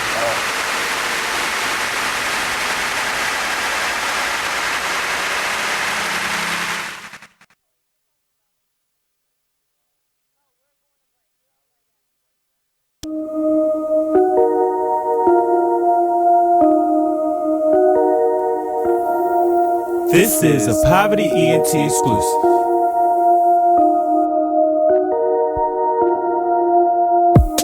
Next stop, Texaco. Strapped up, you already know. Fuck niggas hate, that's how it goes. Bros with me, yeah, it's time to go.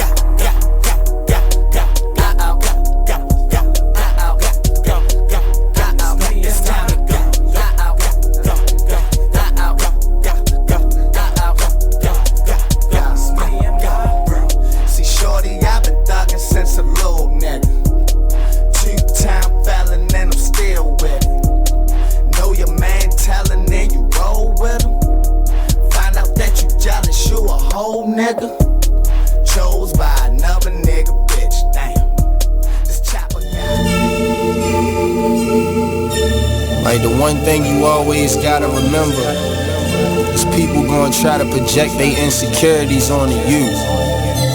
But you can't listen to what them niggas saying. You gotta get out here and do your shit regardless. You gonna do what you love for the rest of your life anyway. So why not turn that shit into something? Be a man of everything you say. This shit bigger than me, man. Like yeah, I'm good and all that, but you know what I mean? I ain't shit without y'all. Feel me? So no matter what you up to, just go hard. Don't let it. Can you imagine how I really having nothing is? You are listening to BeExposedRadio.com. I think this is great.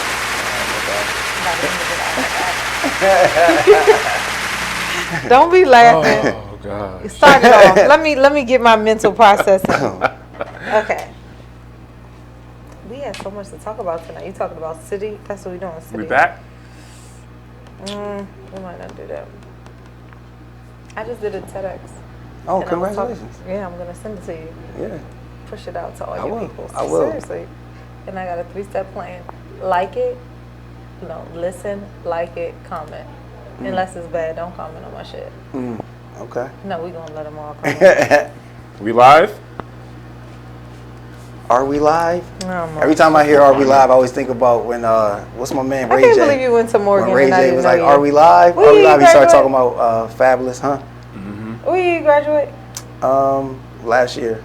Oh, you young. Nah, I'm playing. I live? graduated with y'all. What do I you graduated mean? in 99. Oh, okay, you got me by a year then. We all in the same. I don't No, know. me and Mervin in this 99. Yeah, I'm 2000. I'm 2000. That means you're not I 99. came in with y'all. That but means you're not 99. Oh, okay.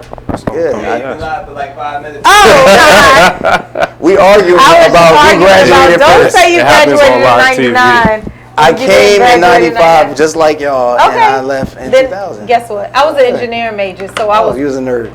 I appreciate all the nerdism that's happening. You were. What was your 99, major? Political science. Poli-sci. And I'm clearly the businessman because there's no food here. No. Well, he should have been on top of it. You just used to all that City Hall pampering. I mean, that's all that is. Yeah. We are back. Thank you so much for coming back with us. We are here with another hot episode of Now We're Talking, live with our special guest tonight from Baltimore City Hall, the head of youth programs for Mayor Jack Young, Mr. Rick Fontaine Leandry.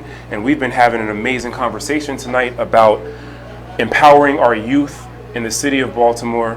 And I think everything we're saying tonight can be applied to every inner city in the country, but empowering them specifically to give them tools to be successful despite all of the immense adversity that they face. And we were just talking, before the break about how the children of today face so many obstacles that we did not have to face, and that we don't really fully acknowledge how difficult it is to grow up in today's society. And we also don't fully acknowledge that there is a whole world out there that might be completely different from the world inside your home, the world on your block, the world in your little community. And if we really are who we say we are, we need to care about those other worlds outside of our little world. So to keep the conversation moving, you had mentioned, Rick, at the beginning of the show that you have a formula for success when it comes to inner city youth. I want you to tell us some more about that. As far as the acronym part, or no? We're not going there. Whatever it is. Okay. You can use it if that's your formula. No. So the acronym is my formula for me personally helping people. All right. How I analyze and assess a situation and how I jump into it. My formula for success with children and getting them to believe in me is I start off, one, not judging.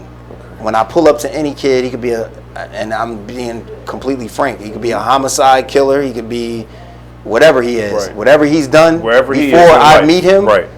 I'm meeting him where we meet. Yeah. At that place, at that location. Whatever you've done before you met me, I have nothing to do with that. I have nothing to do with anything you've done to anybody else before you met me. Now, that's the first thing. I don't judge. Then I love. I tell all the boys I love them. Some of the boys tell me to this day, they call me from jail, they call me from prison, they text me while they at school, Mr. Rick, no man has ever told me that he loves me. I remember one of the first boys that told me, he was like, Mr. Rick, are you gay? I was like, no, I'm not gay. I said, I really love you. Like, I love you. He was like, no man has ever told me that. And I said, I could relate to that because my father didn't tell me he loved me until I was in my late 30s, you know? And I think he thought he was on his way out. So he was like, let me tell this boy I love him. Let me tell this boy I love him before I go out. Exactly. So one thing, you know, I insist, and, you know, we do this with our daughter, is, you know, we tell her every time we hang up, we love you. Every time I talk to my aunt, my mom, my dad, I love you. My son, every day, I shower him with love. So that's the second thing. So one, I don't judge. Secondly, shower with love. Thirdly, you have to produce. You cannot BS a child. We cannot do that. We can't be like, oh, go to college, do this, you'll get a great job, you'll get a husband or a wife, and you'll live this great life in a picket fence. It's not. That's not the truth. There's going to be struggle. It's going to be hard to get a degree. It's going to be hard to graduate high school. If you dropped out of high school and you got to do a GED is harder than getting a high school diploma. It's hard to get a job even with a degree. Exactly. So we got to tell the truth. Life is hard. Life is really hard. Don't lie to these kids. Don't pull up on a corner or go speak at a school and be like, oh, you can be an astronaut, you can be this. Yes, you can. Don't ever limit yourself. I fully believe that. But don't lie and say it's going to be easy. No, you got to believe. You got to work hard. There's things that your friends are going to turn on you. Your family's going to turn on you. People are going to hate you. People are going to judge you. You got to go past complete obscene obstacles just to do one simple thing sometimes. That's how life is. But when you accomplish some things, you're going to feel so much better. Just one thing, I told you guys at the beginning of the show, I ran 3 miles and I usually run 2. When I knocked the 3rd mile out, I was like, wow, like I'm that. Like I'm, you know what I mean? Usain Bolt, need to watch out. You know? That's your new reality. Yeah. So now I'm walking around that yesterday with so much confidence and exuberance, everybody could feel it because the energy was there. So those little accomplishments, we have to teach our kids that. I love that you guys started the show with that. So, you know, I start off not judging, shower with love, tell the truth. And that has worked for me. So when I tell a kid like, yo, I'm picking you up tomorrow, and the kids will tell you, all the kids that I work with, they're like, Mr. Rick just pops up on us. I'll be like, yo, I'm picking you up from school. Oh man, they'll tell their friends, oh, Mr. Rick coming, yo, I gotta put the blunt out. I'm going, you know, Mr. Rick's coming to get me. We're going somewhere.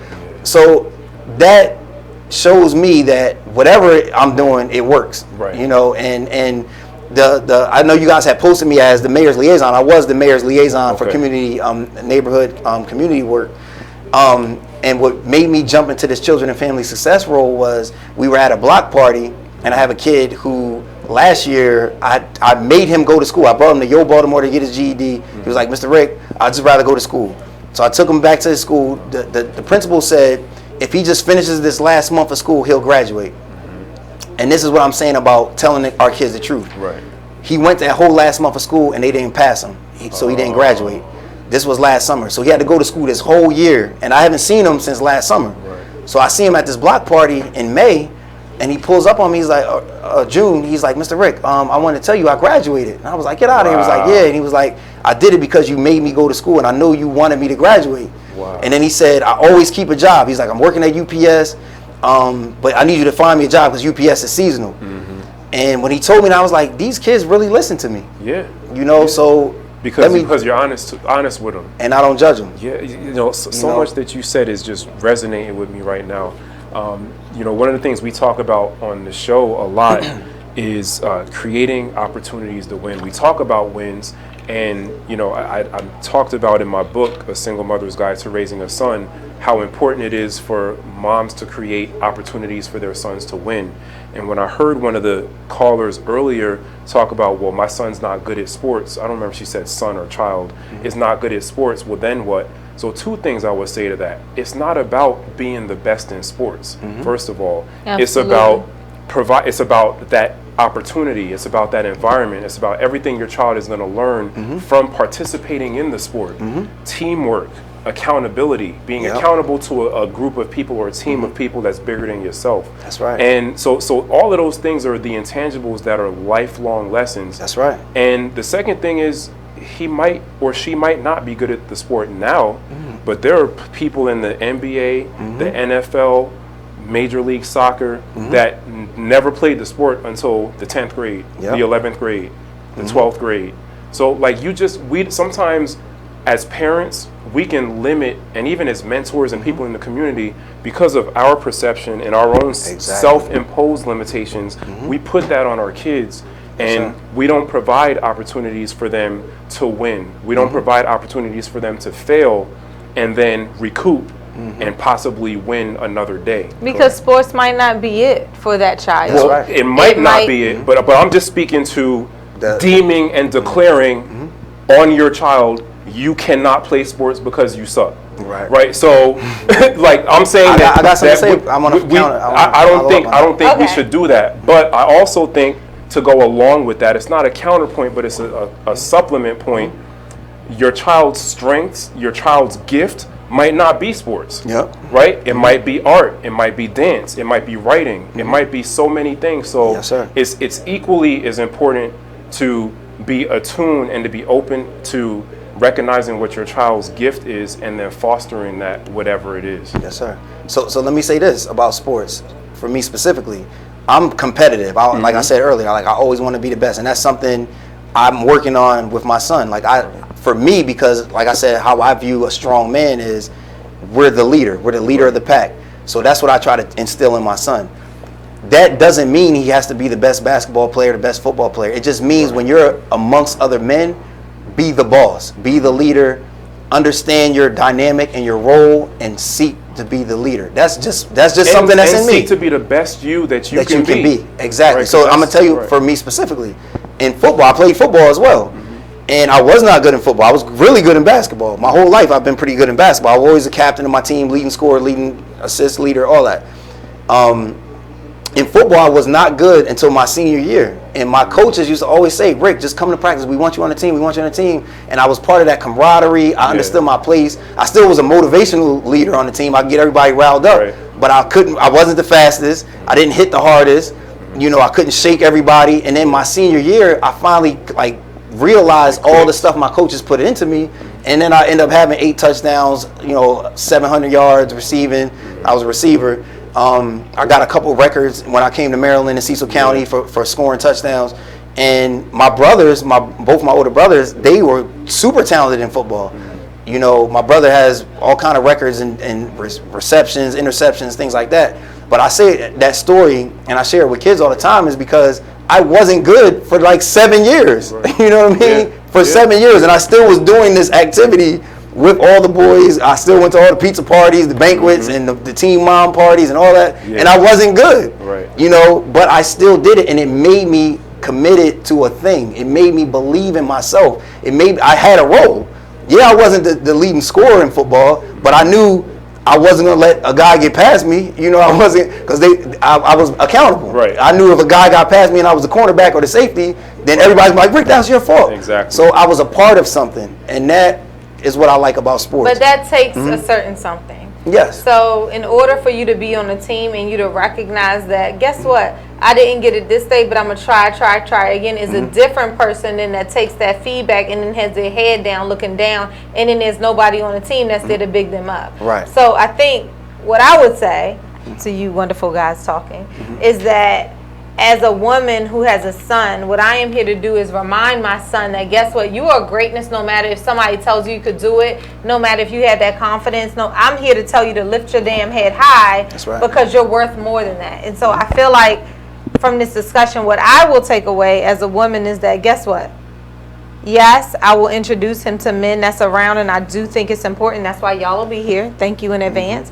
But I will recognize that I am a single mom, and for that, I will continue striding in a way that I will remind my son that you are greatness, and this is what you have around you right now. And so regardless if you have a man beside you or if you don't have a man beside you, you're going to walk in this greatness that you are with your head held high, and this is what you're going to do. Right. So our acronym, alongside the help that you offer today, which I think is absolutely wonderful, is youth. We've talked about our youth today, and so this is what I have that I feel like I've garnished from you guys in case you want to add anything else. Youth. Why is you are beyond your circumstance. You are beyond being on a corner. You are beyond being all of these things. Although you are there right now, you exude beyond that, and we are here to help you do that. So when you pass somebody on a corner who wants to squeegee your car, allow them to do that. Talk to them, because they are there because they're in a circumstance and they're trying to better themselves, right? That's the why. The O is open your eyes to endless possibilities. There are endless possibilities of where you are right now. Again, based on your circumstances, but where we see each other right now. So engage in somebody else's environment because they're open. And you need to be open to the endless possibilities they are. U is Y-O-U. Oh yeah, I put U, but that's really not, that's like a Y. You in the text message. I mean, yeah, you in the text message. Thank you. You are non-judgmental. I heard that from you, actually. Be non-judgmental. You don't know where people come from. You don't know what their circumstance is. So meet them where you are, right? You talked about that today, which I love. So like the U on text messages. I love it. T is try to find your best you. Make your decision. So in everything you do, where is your best you? And if you can find your best you, then you can help somebody else be their best them, is what I heard us talk about tonight. Does that make sense? Yeah. T is, I just talked about that, try to find your best you. H is harp on results. I heard you say that actually. Where do you want to be? What do you want to do? Where are you going to be? Where do you want to see yourself? Despite all the circumstances, it behooves us, if we're in leadership positions, if we're in mentor positions, if we're in teacher positions, to really sit somebody down and say, where do you want to be? Because let me tell you what's out there. Let me show you the map of the world. This is the little piece we are in Maryland. Like Maryland's this big, you're like right here. Let me tell you how far you can travel. And so I think that's all we talked about tonight, right? Yeah, that's good. That's it. Yeah, we have a lot of people calling in, texting in. I love it. KKP, Keisha says that please point them in the direction of Baltimore's water utility, talking about our youth. Low barrier to entry, equitable wages, sustainable career paths, and necessary work. And she also says, and has extended a personal invitation to you, Rick, that tomorrow at CBC, ALC 2019 at 2 p.m., there is a panel discussion on workforce opportunities in the water sector for youth. Oh, and I love we'd love it. for you to attend. Okay. We'll connect you to. Definitely. That's also Morgan alum. No break? So. Oh, are we? No. No, we're not on break. Nope. Do you want us to go on break? we got 1 minute. We got 1 minute. I've been watching the clock. Okay. Yeah. So I think that's awesome. That is. We will connect you to. Yeah. So people are listening, and people KP. really want to know how they can help and. Our youth, because honestly, a lot of us have been to Morgan. We've grown up here for 4 to 5 years, and we want to really help the people that's there, that's here. Definitely. I love it. Yeah. I'm so excited. I love it. Okay. That's all you got? That's all I got. Okay. Let me see what I got. I have nothing, but a lot of people on, so shout out. Coffee, hey, Boston. Let me see my phone. I'll check my text message. Yeah. Belinda, Boston. Sana's in Baltimore. Coffee's in Boston. Kim is in Baltimore. Joy is in DC. I feel like Tina is in Seattle. I feel like that Tina is. I know 3 Tinas, so I just got to double check. And then Manisha is in Boston, I feel like. So, yay, thank you so much for calling in. If you have anything to add, please do. But it's all about whether we're in Boston, whether we're in Texas, whether we are wherever we are, but it's all about building our youth and how do we effectively do that. And it's really through the formula of success that we've outlined tonight, which is all about youth. Right? That's it. Let's do it. So we'll be back with Now We're Talking and the wrap-up, so don't miss it. Come right y'all back start rapping as you wrap up? Yeah, we're about to do it. You ready? Yeah, you got it? I got bars. I mean, you got bars. We're starting with you. I got bars, man. Well, we're back now. We're talking.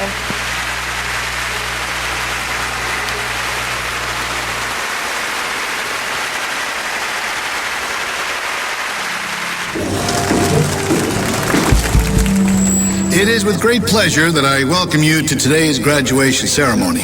Students, when you hear the reason or reasons for your absences throughout the years, please exit the auditorium without your high school diploma. Once you've exited, remove your cap and gown and proceed into the unknown. Too tired. Family trip. Part-time job. Helping around the house. Sick day. Starting the holidays early. Just because. Starting in the 6th grade, students who miss 18 days or more of school in a year for any reason will fall behind and risk not graduating high school. How many days of school has your child missed this year? Absences add up.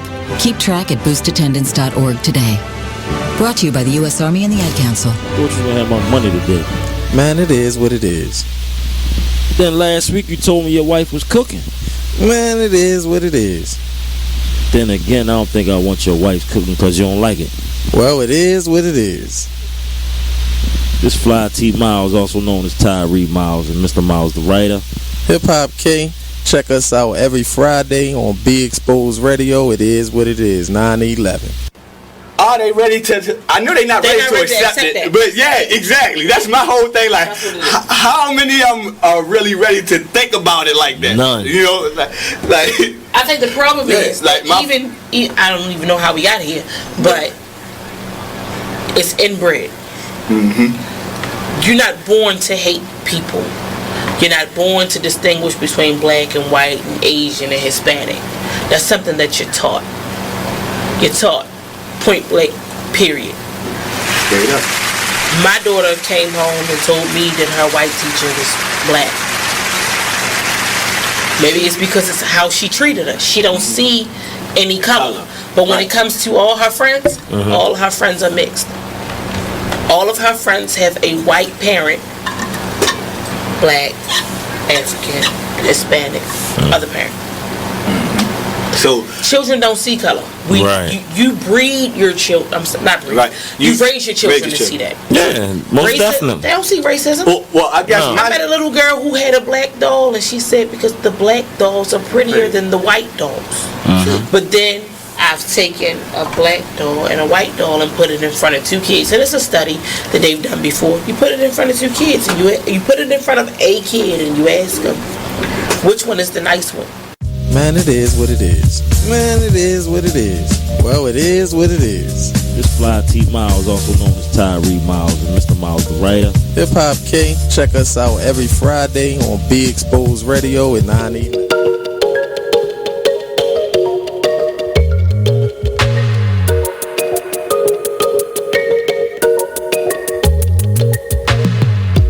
Far into this unknown to find who we really are. You are listening to BeExposedRadio.com.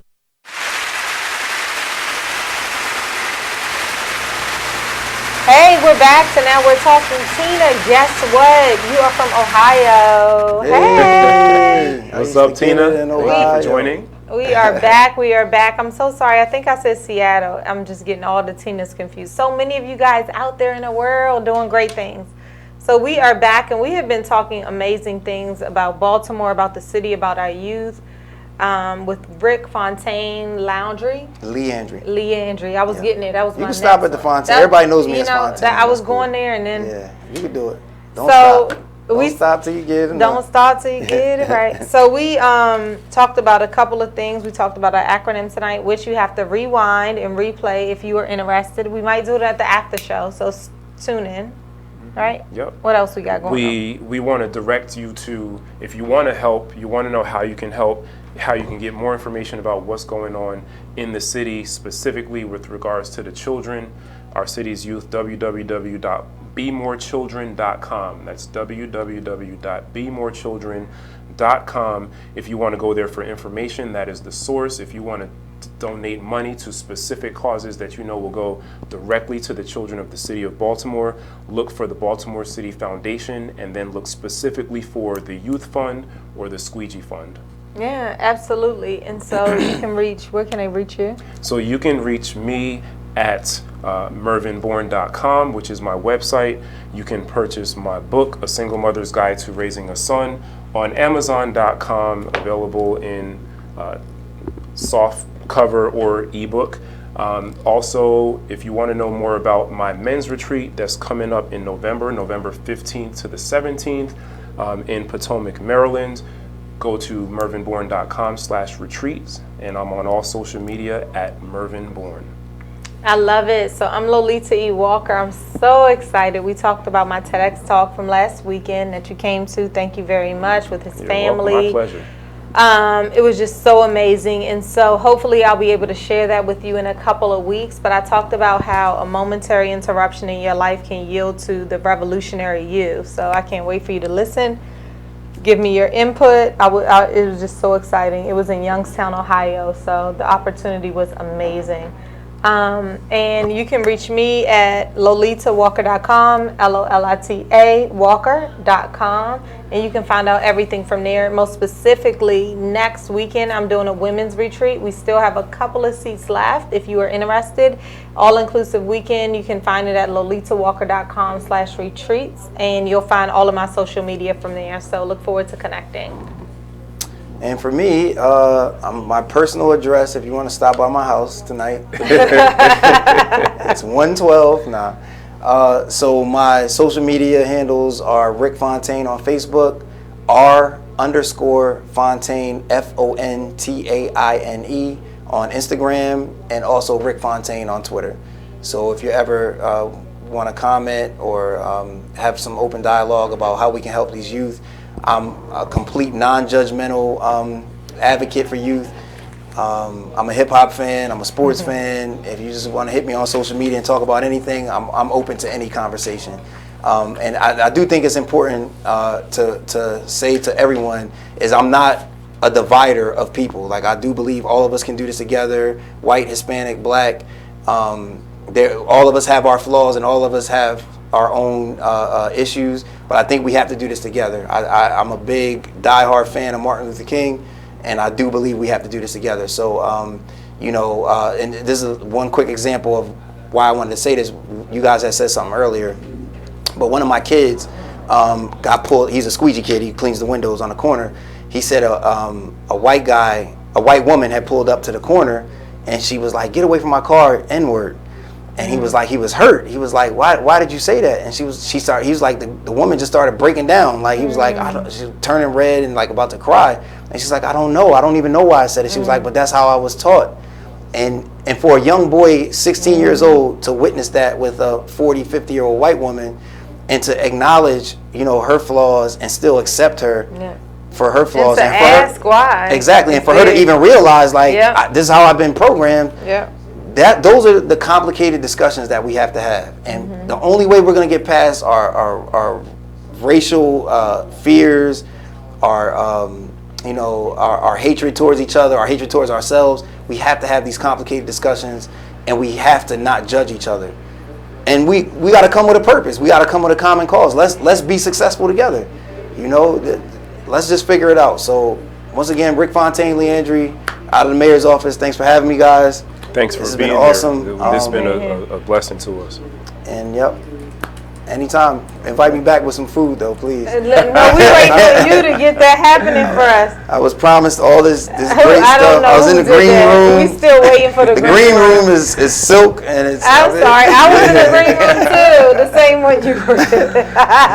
Thank you so much for joining us for another episode of Now We're Talking. We'll see you next time. Check us out on our social media page on Facebook, especially the Now We're Talking radio show, where we'll be posting some interesting tidbits from the show, some after the show, after party video that you can check out momentarily. Have a wonderful week. Continue to be amazing. Continue to care about each other. Oh, we're not here next week. Yes. I am at my retreat that hopefully you guys are going to be a part of, and you are across the ocean. Yes, so we'll be back though the week after this coming week. We'll have a break. So join us, stick with us, and stay linked in with us on social media. Absolutely. We'll be posting live next week though. So see you later, and please do tune in. Chat later. Bye.